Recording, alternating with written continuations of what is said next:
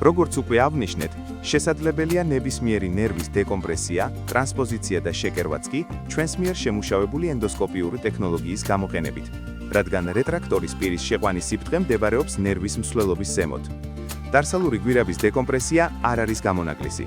კანის ჭრილობა კეთდება კანის გრძელი დაჭიმულობის ხაზების გასწვრივ მედიალური გოჯის უკანა მხარეს, უშუალოდ წვივის ნერვის მიმდინარეობის ზემოთ.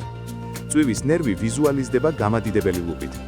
ახლა რეტრაქტორის პირის შეხავთ ვენური არკადის ქვეშ და განივი ტარსალური იოგის ზემოთ არსებულ სიფრთხეში, რათა მიღებულ იქნას იოგის და ნერვის ფართო ხედი.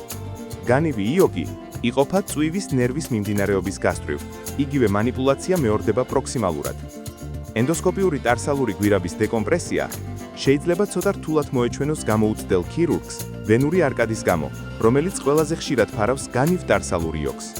თუმცა, თუ ფრთხილად იქნება ბლაგვი რეტრაქტორის პირის შეყვანილი ამ ვენური არკადის ქვეშ, ვენები არ შეუშლიან ხელს ენდოსკოპიურ ქირურგიას. დეკომპრესიის შემდეგ, ბლაგვი ტერნერის დისექტორის შეხავთ დეკომპრესირებულ სივრცეში, რათა დარწმუნდნენ, რომ გათავისუფლება ნამდვილად ადეკვატურია. კანი იკერება ფენებად, რის შემდეგ გამოიყენება ბინტი მსუბუქი კომპრესიით. ტარსალური გვირაბის გასახსნელად ამ ენდოსკოპიურ ტექნიკას აქვს თავისი ძირითადი უპირატესობა, განსაკუთრებით ხანდაზმულ ადამიანებში თანმხლები ჭრილობის შეხორცების რისკ ფაქტორებით. ის შეიძლება გამოყენებულ იქნას შაქრიანი დიაბეტის, ვარიკოზული ვენების და ქვედაკიდურების კანის მიკროცირკულაციის პრობლემების, პოლიმეიროპათიის და სხვა შემთხვევების დროს.